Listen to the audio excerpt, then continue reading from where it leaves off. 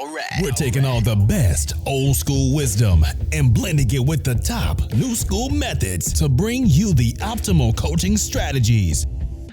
This is the 80-20 Baseball Podcast with Coach Bo. Welcome, coaches, parents, players. Welcome to the 80-20 Baseball Weekly Get-Together. A new episode coming out every Tuesday. Fired up to be here. It's great to be here with all of you. I'm also fired up because I'm getting a lot of positive emails and messages about the positive impact this podcast and the 8020baseball.com website are having on the youth baseball community, specifically coaches, parents, and heck, I know of players that are even listening and getting a lot out of this too. Fires me up to hear those, to read those, to see those, to get those from all of you. This week, we're diving into Habit 2 in our 7 Habits of Highly Effective Coaches series, in our 7 Habits of Highly Successful Coaches series. Part 2, Episode 2 coming at you, and also fired up for this, as always, our monthly Top 5 Coaching Tweets, our coaching tweets of the month, this curation of wisdom that's out there in the baseball world. Now, what I do is I vet it, and it's got to run through a lot of first principles with coaching. It's got to run through our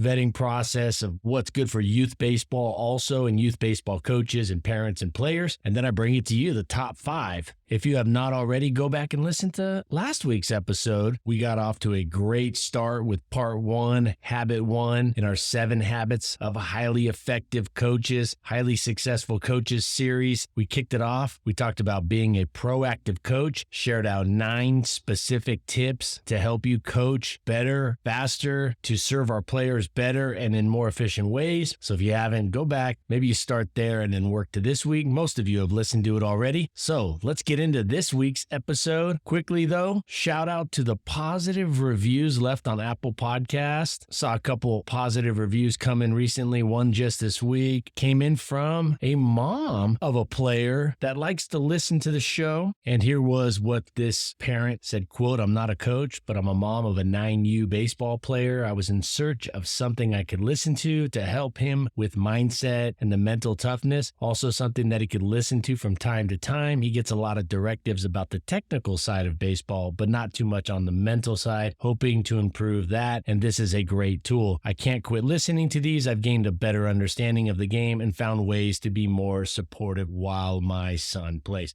Now, I don't know who that was who left that, but thanks for the kind review. And thank you for all of those that have left the kind, awesome, motivating reviews. Thank you for that. Now, for our top 5 coaching tweets of the month. The first one comes from Coach Patrick Jones at P. Jones Baseball. He said, "These things ruin you as a hitter. Number 1, watching video of every swing. Number 2, not having a routine. Number 3, never challenge yourself in practice. Number 4, change your plan after a few games. Avoid as many of these as possible."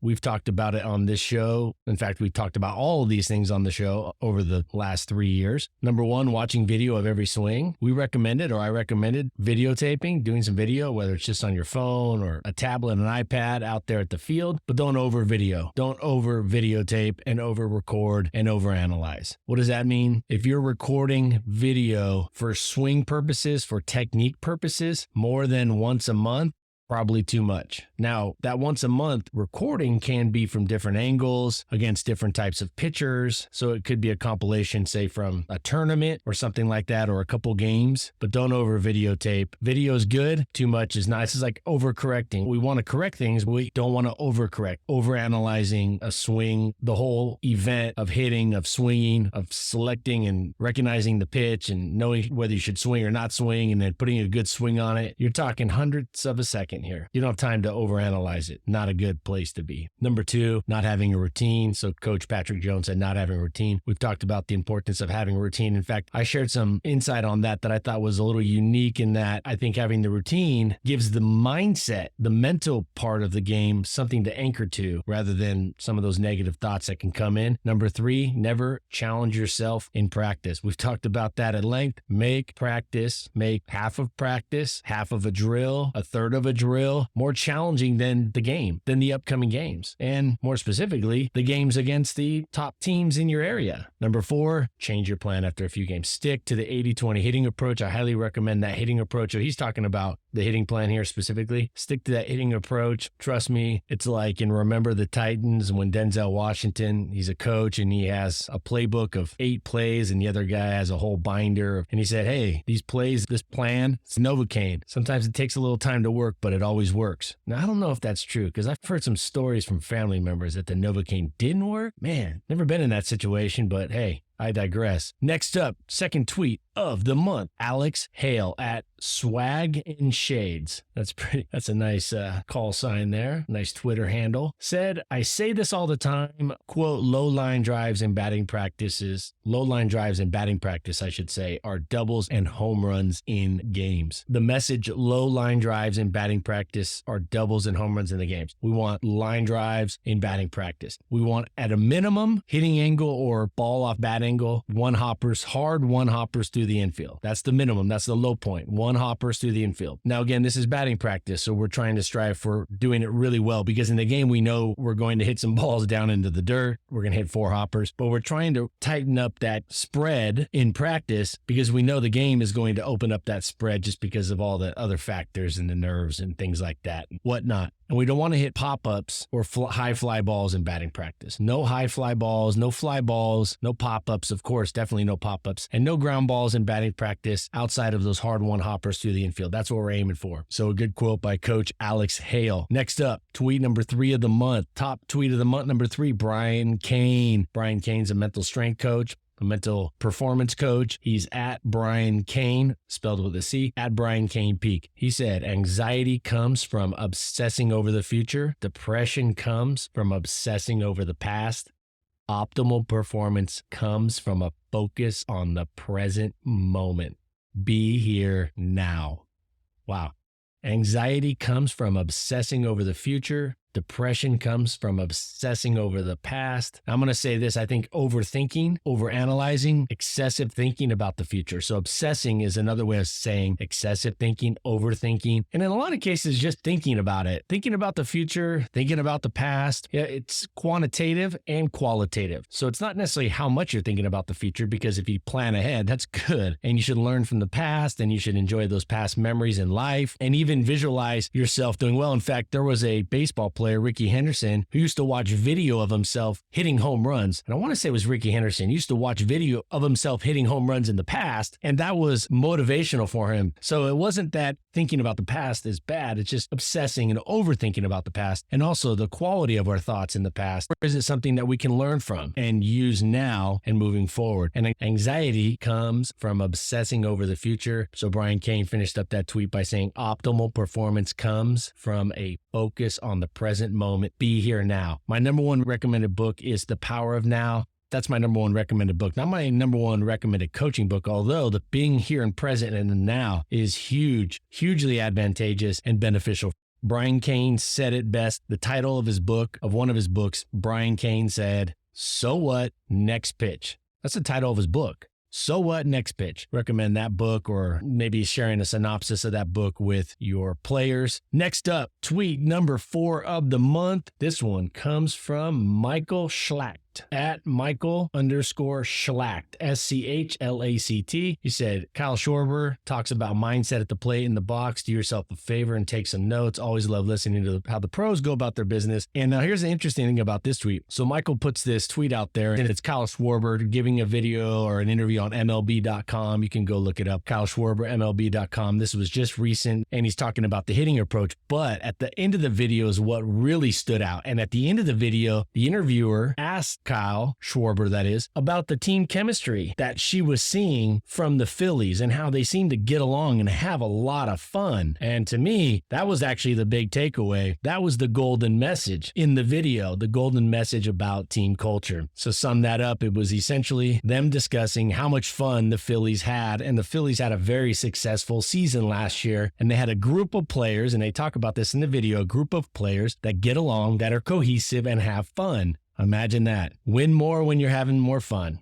Doesn't always go together like that, but there's a very strong correlation between those two things. And last but not least, and this is going to flow, or this is going to help us move into the second habit of highly effective coaching. The fifth tweet in our top 5 tweets of the month comes from Sahil Bloom. Hope I'm saying that. At Sahil, Sahil Bloom, Bloom. He said, quote, "I made a list of 10 things I know I'd regret on my deathbed. It's illuminating and inspiring." And then here's his list. I'll tell you what, I'm not going to go through all 10 of these things that he listed, but it is absolute must read. You can probably look it up on Google, and I think he actually has an article on his website. Look up Sahil Bloom, Sahil, or Sahil Bloom, and he discusses the 10 things that he'd regret most on his deathbed. Now, why does this tie in, and why did I pick this one? I picked this tweet to be in our top 5 tweets of the month, even though it doesn't necessarily fit right into the baseball community messaging. One, Sahil Bloom's a former baseball player, so that's why he's in my Twitter feed. But this list of 10 things that Sahil Bloom laid out, I think there's a lot of thought put into that. And I highly recommend going and reading it because it'll get that paradigm going. It'll start shaping that paradigm in a more positive, healthy, and productive way about what's truly important and beginning with the end in mind. Or as he wrote in this tweet, he had a thread of 10 things that he doesn't want to regret on his deathbed. Reverse engineer those regrets, those possible regrets, those foreseeable regrets, and then reverse engineer it to avoid having those regrets. I highly recommend taking the time to go read that list of 10 things, and it ties in to this week's episode and this week's habit, our second habit in our 7 Habits of Highly Effective Coaches series.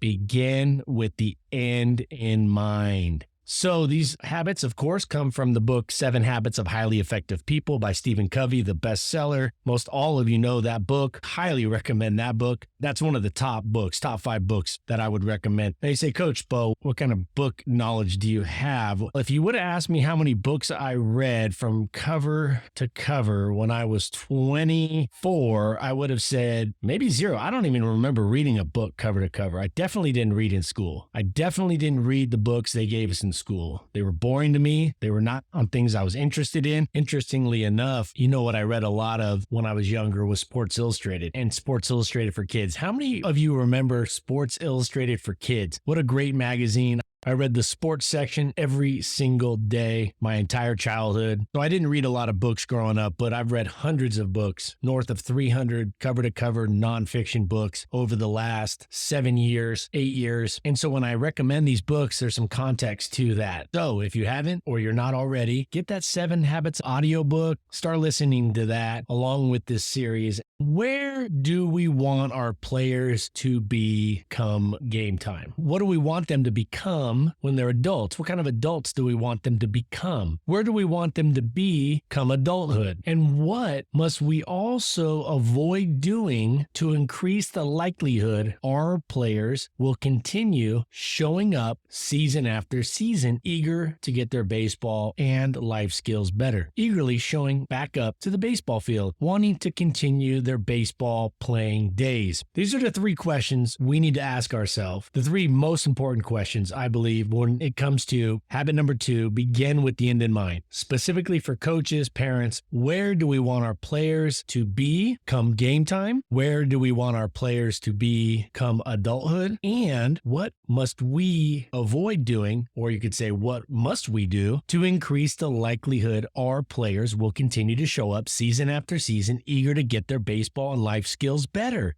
So we need them to show up. And then from there, how do we want them to be? How do we want them to play come game time? What's the result we want come game time? And what's the result we want come adulthood? And then reverse engineer it. And that's what we're going to do a little bit of right now. What are we preparing players for? What are the end goals? To be prepared for success come game time and to be prepared for a successful life with regard to having quality relationships, being a good person, a hard worker, a wise adult, disciplined, a positive attitude towards failure, etc.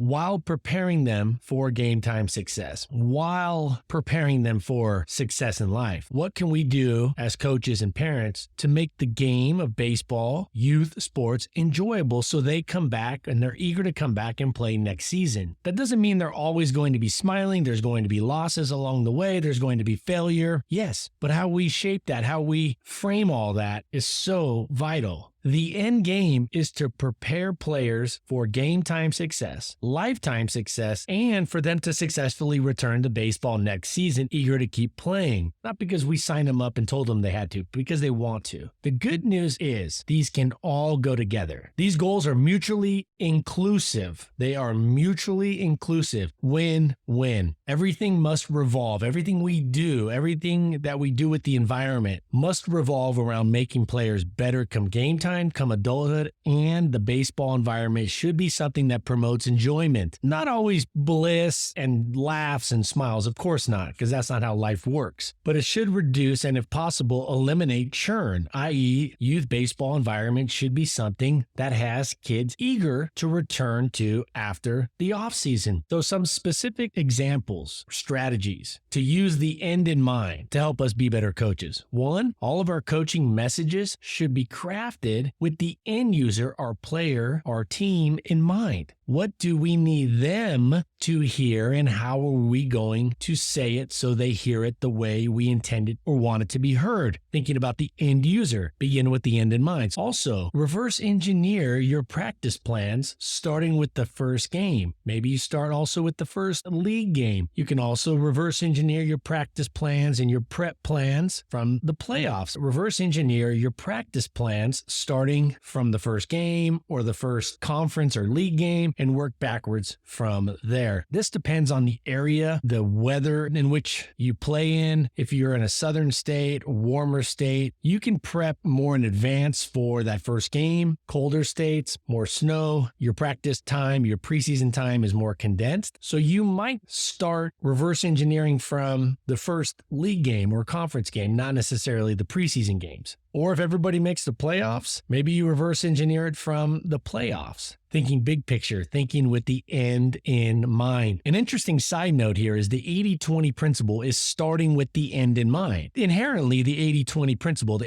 80-20 rule is starting with the end in mind. We're looking at the outputs and we're tying them together with our inputs, our actions. So what are the results that we want, and what are the actions, the inputs that are going to get us there, such as allocating our training time and practice time. In order to maximize it, to optimize it, we must first understand how much of our practice time will contribute to the end result, come game time, come lifetime, and come the offseason when those players are deciding whether they want to play baseball again next year or not. Another specific example of keeping the end in mind, letting the end result that we want drive us, steer us, direct us, is when you don't want to enforce a consequence or a rule that you've set forth, that you've laid forth for the team, that the team and the players, the kids have agreed upon, everybody's agreed upon. When you don't want to enforce a consequence for the rule that's already been set forth, clearly communicated, for a rule that everybody's agreed upon, you're not keeping the end in mind, because in the end, it won't be pretty for anybody if the small set of vital rules that you've set forth and the team's agreed upon, if those aren't enforced, that sets a bad precedent and it's going to end poorly. There's another thing to keep in mind when you don't want to enforce a consequence, when you don't want to uphold a rule that the team has agreed upon, that you've clearly set forth, that's going to end badly. So you need to know it's going to end badly. You got to trust that it's going to end poorly, and thus that will motivate you in the now to hand out that consequence, knowing that it's what's best in the end. Another way of looking at this habit, begin with the end in mind, is delayed gratification. It may be tough and a little more difficult and a little more painful to implement and enforce expectations, standards, rules, what have you, especially early on, but the gratification of your team coming together as you envision it, as your team would like it to be, as one cohesive, hardworking, high hustle, team first, coachable unit, having the mindset that you are perfectly okay, completely accepting of delaying gratification, that mindset, that paradigm, that belief, that trust, that's going to pay off. It will be tough and difficult sometimes to uphold the standards, the rules, to enforce the expectations, especially early on. But the gratification of your team, your players coming together cohesively, working hard, hustling, being good teammates, being coachable, it's absolutely worth it. And it's the only way to do it. Taking the path of least resistance ends up causing an avalanche of resistance later. Taking the path of least resistance ends up causing an avalanche of resistance. So begin with the end in mind. This will help all of us coaches to stick to our plan, no matter how much we try to talk ourselves out of it. And if you've coached more than one season or even half a season, you've had this inner dialogue. You've had this chat with yourself. Do I need to enforce it? Oh, did they see me, see them, not do what's expected? Oh, it'd be so much easier just to turn a blind eye.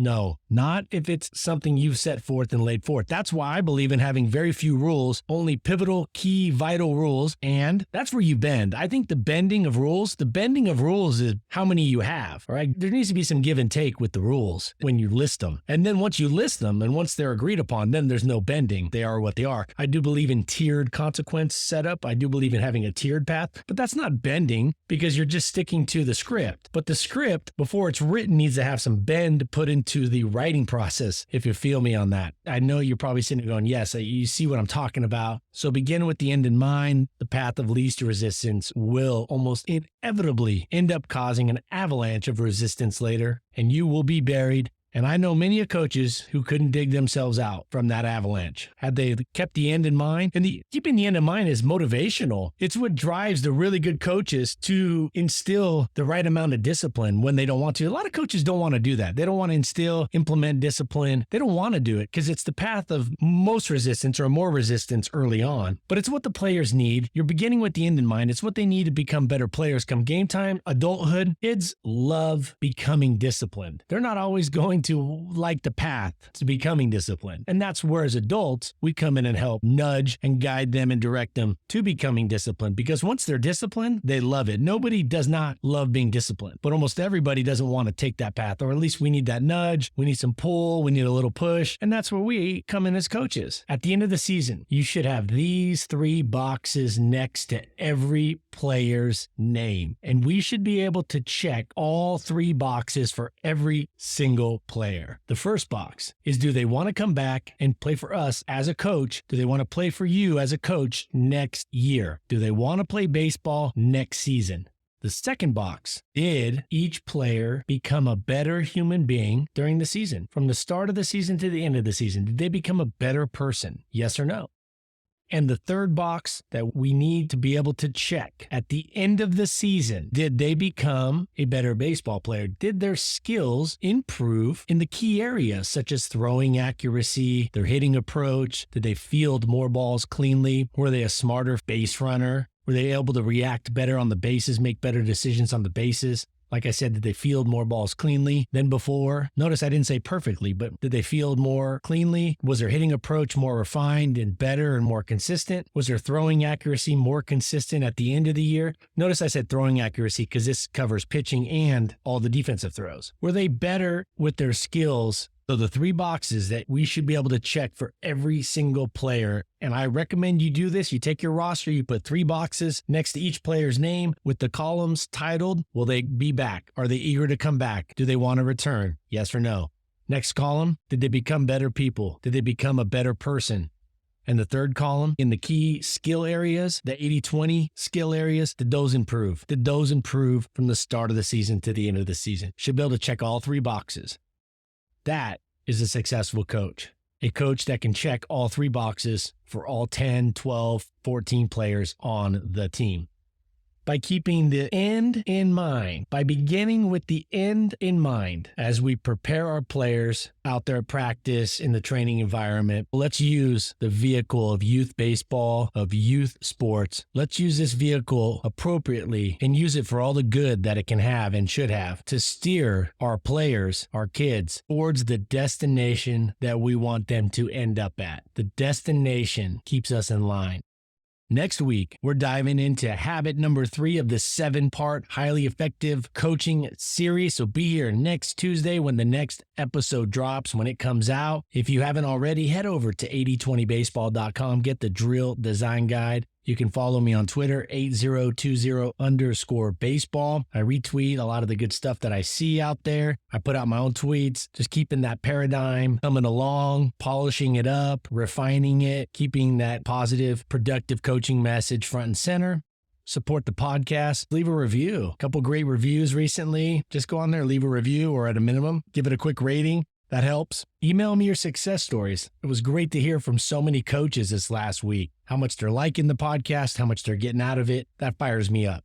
All right, until next week, take care of yourself. Take care of your foundations. Tell you what, so many coaches that I've coached with over the years have been amazing coaches, have been great coaches. But I've coached and played for a handful of coaches that were not good coaches. And looking back now, a big reason, or maybe the main reason, they weren't the coach they should have been or could have been, was because they didn't take care of themselves. And they didn't take care of their own health, their own well-being. And then it came out in their coaching. It affected who they were as a coach. Take care of your family. Take care of yourself so you can be strong for your family. Then be there for your family. And then take this out there, this information, and put it into play. Put it into action. Too much talk in this world. We need more doing, less talking. Put it into action. And it won't go perfect every time. And you won't be Nick Saban after a week. You won't be John Wooden after a month. But you will be a lot better than you would have been otherwise. The nice thing is, you know this stuff's going to work. This stuff will work. You just got to take it and mold it into you, your style, your personality. And then it's off to the races, moving really quickly towards being a better and better coach, a successful coach in all the different important categories and areas.